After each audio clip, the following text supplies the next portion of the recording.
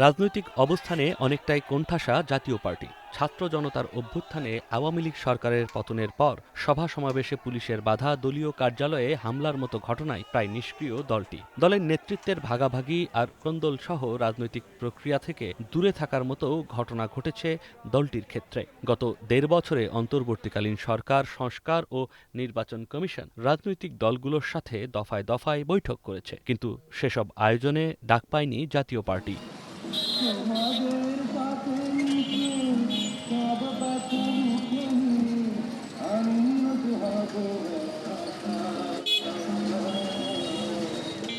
এমন অবস্থায় ত্রয়োদশ জাতীয় সংসদ নির্বাচনে অংশ নিতে যাচ্ছে দলটি। এরই মধ্যে ১৯২টি আসনে তাদের প্রার্থীও চূড়ান্ত হয়েছে।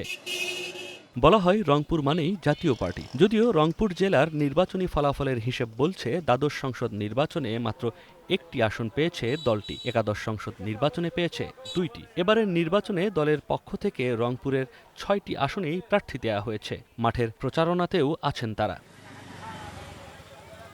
স্থানীয় ভোটারদের মধ্যে এখনও বড় একটি অংশের অবস্থান জাতীয় পার্টির পক্ষে। ভোট পাওয়া যাবে, অবশ্য ভোট আছে, ভোট আছে। বিএনপির থেকে জাতীয় পার্টির ভোট বেশি আছে। মানে আমার ভোট আমরা জাতীয় পার্টিকে দেবো। ঈশ্বর সাহেব ইন্তেকাল করছেন, তার মার্কাতেও ইন্তেকাল করেন নাই, তা আমরা সেই মার্কাতেই ইনশাল্লাহ দেব। রংপুরের ভোটাররা বলছেন মাঝবয়সীদের মধ্যে লাঙলের প্রভাব এখনও কিছুটা আছে। এখানকার ৬টি আসনে ভোটার প্রায় ২৬ লাখ, এর মধ্যে নতুন ভোটার ১,৬৬,০০০। ভোটের অবস্থা আমরা তো ঈশ্বর মামাক দেবো ভোট, আমার ঈশ্বর গার কাছে থাকে তাকে দেবো ভোট। আমরা তাক ভালো লাগে তাক দেবো, আর পুরুষ লোক ইয়েকে দেবো ভোট আমরা। উনি ভালো, আমাদের মনে করেন এলাকায় আসলে আমাদের গ্রামের সে নিজে পরিদর্শন, সে হাঁটি মনে করেন চলাফেরা করি, ছোট ছোট বাচ্চা, গরিব গুণীর মা তাকে দেখাশুনে সুন্দরভাবে তাকে আপ্রান্ত করে। হ্যাঁ, এই কারণে তাদেরকে আমি ভোট দেবো।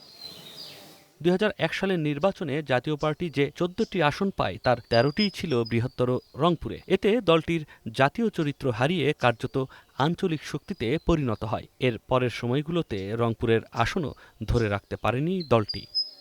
স্বৈরাচার এরশাদ সরকারের পতনের পর ১৯৯১ সালের পঞ্চম জাতীয় সংসদ নির্বাচনে জাতীয় পার্টি ৩৫টি আসন পায়। ১৯৯৬ সালের ১২ই জুন সপ্তম জাতীয় সংসদ নির্বাচনে দলটি ৩২টি আসন পায়।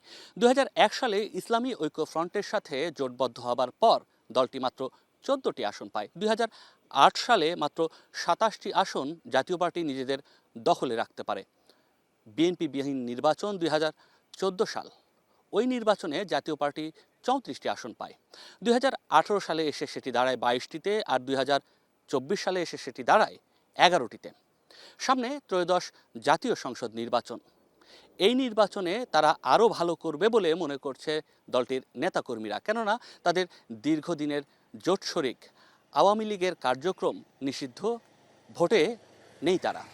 ফলে তাদের যে ভোট ব্যাংক আছে সেটি জাতীয় পার্টির হয়ে কাজ করবে বলেই মনে করছেন তারা। নয়ন আদিত্য, ওয়ান নিউজ, রংপুর।